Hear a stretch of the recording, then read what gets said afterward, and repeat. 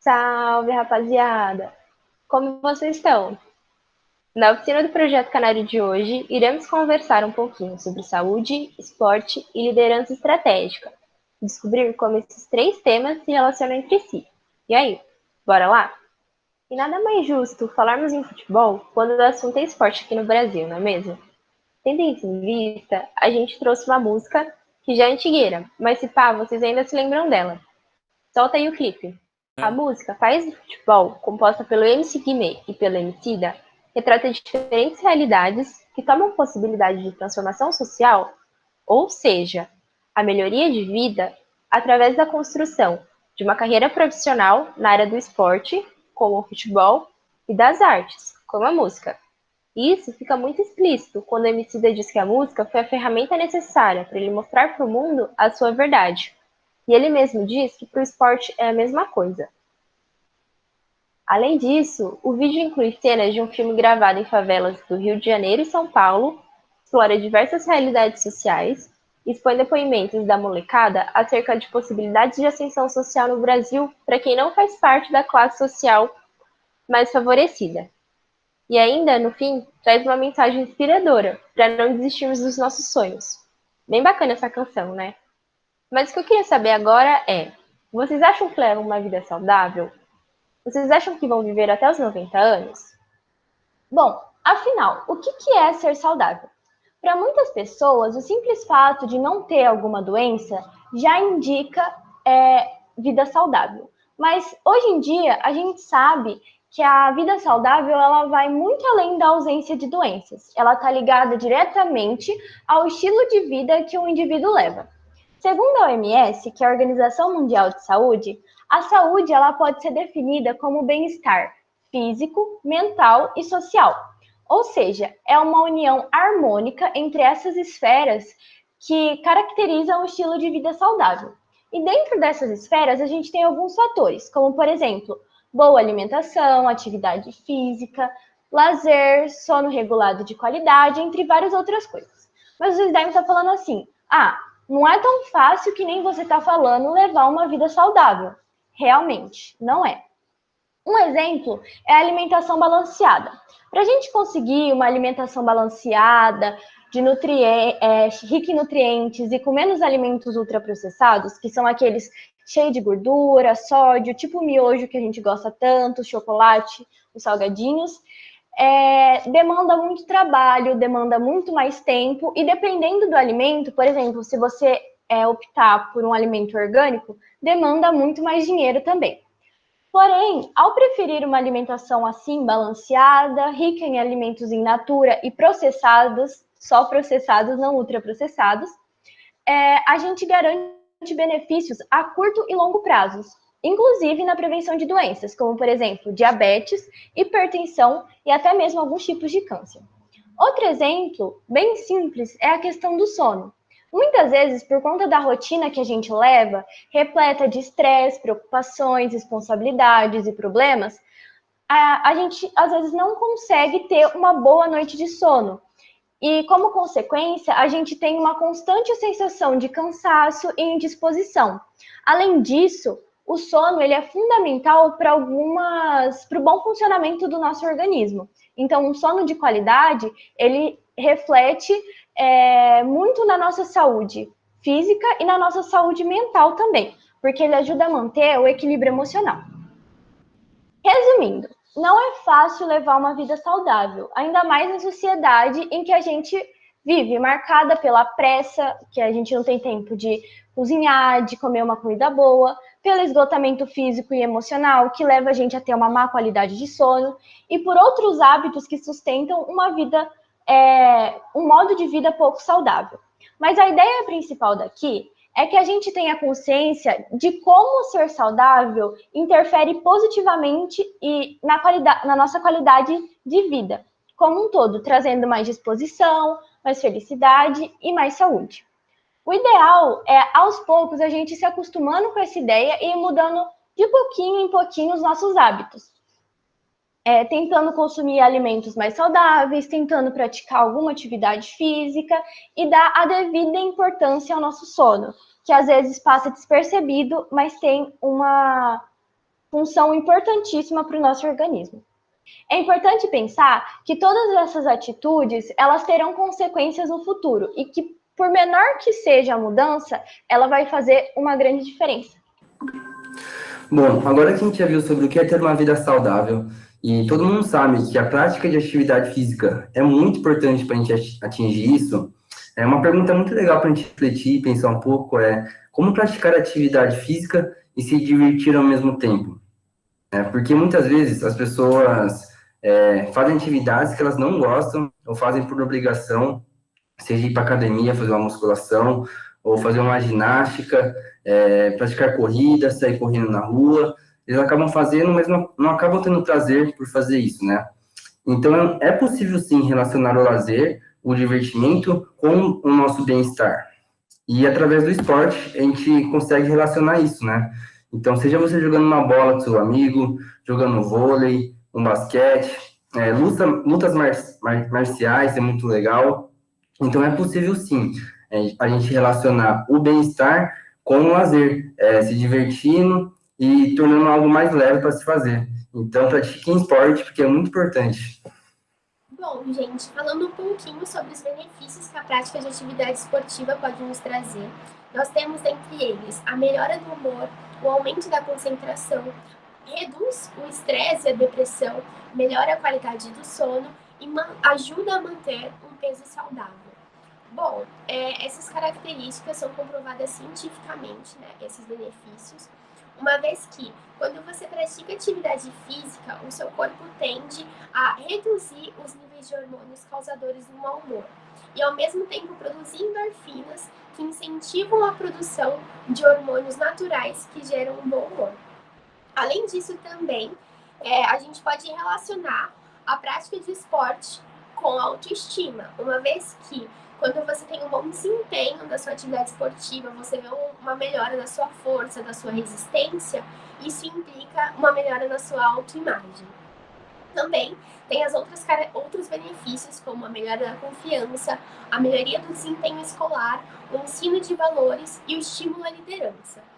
Estes benefícios, eles são desenvolvidos no esporte, e isso é visível tanto em atividades esportivas coletivas, tanto individuais. E o nosso foco de hoje será sobre a nossa liderança, principalmente no esporte.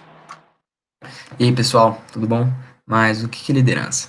Bom, liderança na realidade é um conceito muito difícil da gente definir, mas quando você acaba estudando e tentando entender um pouquinho melhor, a gente tem uma frase que se aproxima desse conceito, que liderança é a arte de motivar um grupo de pessoas a atuar na busca de um objetivo comum. Muitas vezes a gente acaba associando a liderança à empresa ou ao trabalho, mas não é só isso, a gente pode pegar um exemplo mais fácil do nosso cotidiano, que é, por exemplo, o tema da nossa oficina no esporte.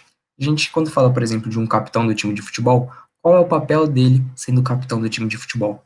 Ele tem que apoiar, ele tem que incentivar os seus companheiros, os seus jogadores a darem o melhor de si. Para quê? Para chegar no objetivo final, que é ganhar uma partida ou ser campeão de um campeonato importante. Tem vários tipos de líderes, diferentes tipos de líderes, mas quando a gente vai estudar um pouquinho sobre, a gente vê que tem bastante semelhança entre eles. A gente vai falar um pouquinho dessas semelhanças que os líderes sempre apresentam. Bom, eles sempre motivam a sua equipe, então ele tem que estar constantemente incentivando e apoiando as pessoas com quem ele trabalha. Ele também é extremamente empático. Ele tem que saber que as pessoas nunca vão estar nos seus melhores dias e sempre vão estar de boa com a vida e vão estar fazendo o melhor de si no trabalho. Todo mundo tem dias ruins e isso é absolutamente normal. O líder ele também tem que ser uma pessoa que tenha muita confiança com quem ele trabalha. Então, não adianta você ter um companheiro do seu lado buscando o mesmo objetivo e você acaba não acreditando e confiando em alguns papéis que ele poderia exercer. O líder ele também tem que ser extremamente otimista, porque não adianta você tomar decisões, fazer isso em conjunto com o time e ficar pensando, isso vai dar errado, isso não vai funcionar, porque isso acaba influenciando todos os outros fatores também. O líder ele também tem que saber de direcionamento. Você tem que saber que as pessoas elas podem render melhor em outras áreas e elas podem se sentir melhor trabalhando em outras áreas.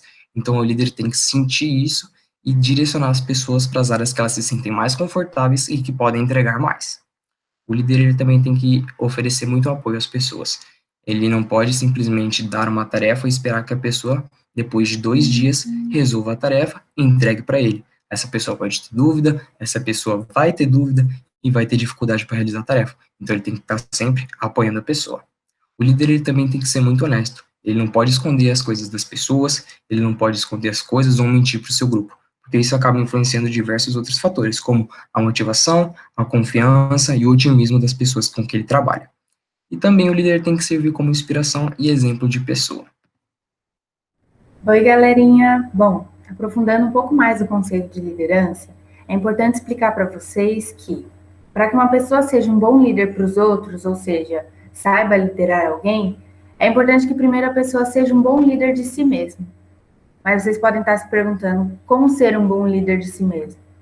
Então, a autoliderança está muito ligada ao autoconhecimento, ou seja, é a relação como você se comporta em determinadas situações, por exemplo, quando precisa ouvir ou pedir opinião de outras pessoas, quando precisa tomar uma decisão importante, ou quando você precisa lidar com as suas emoções e seus problemas. É justamente como você pensa e como você age em cada um desses momentos. Além disso, o autoconhecimento, necessário para ser um bom líder de si mesmo, tem muito a ver com disciplina e responsabilidade. Quando a gente se autodisciplina para realizar algo, por exemplo, hoje eu vou no mercado com a minha mãe às 4 horas da tarde.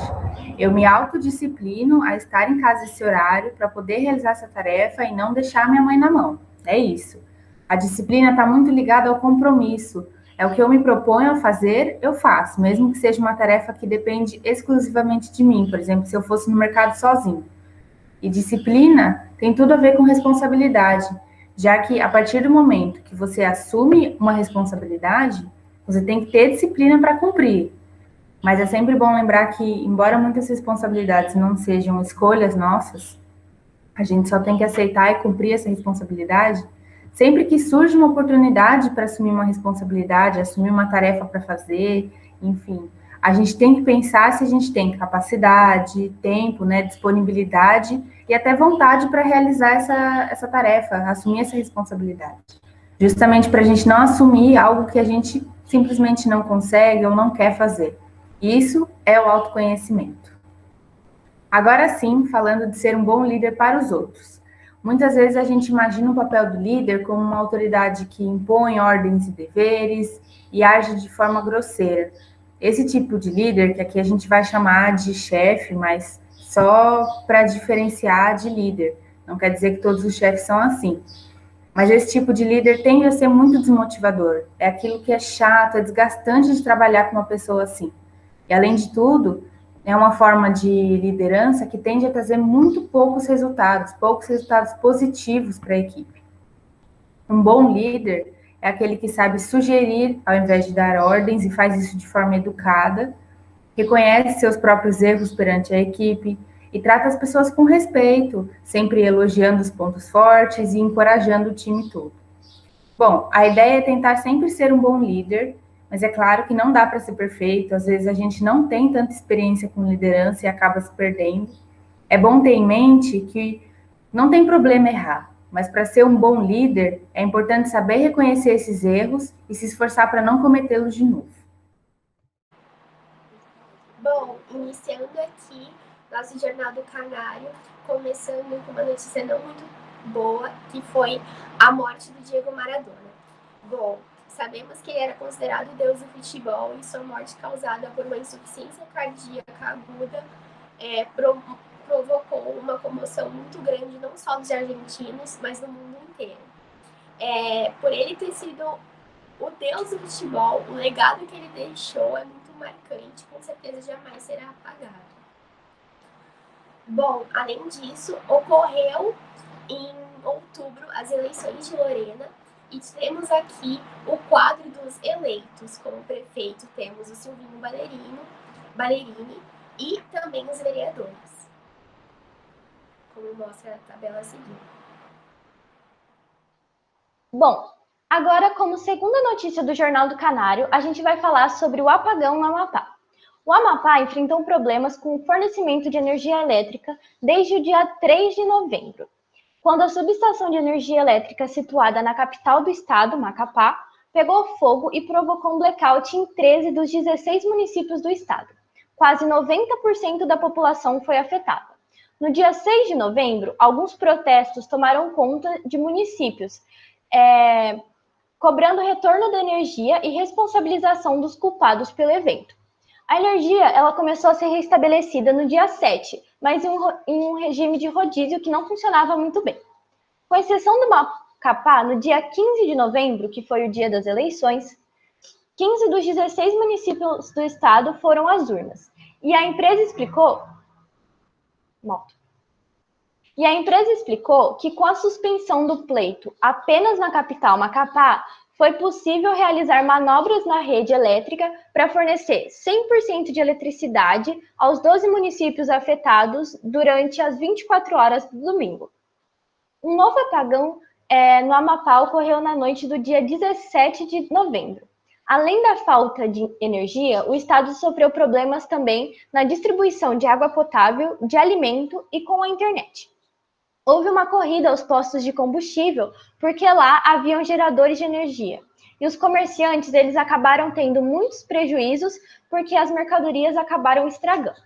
Após 2 blackouts, um no dia 3 de novembro e outro no dia 17, e 22 dias de fornecimento de energia em rodízio, a energia foi restabelecida no estado no dia 27 de novembro.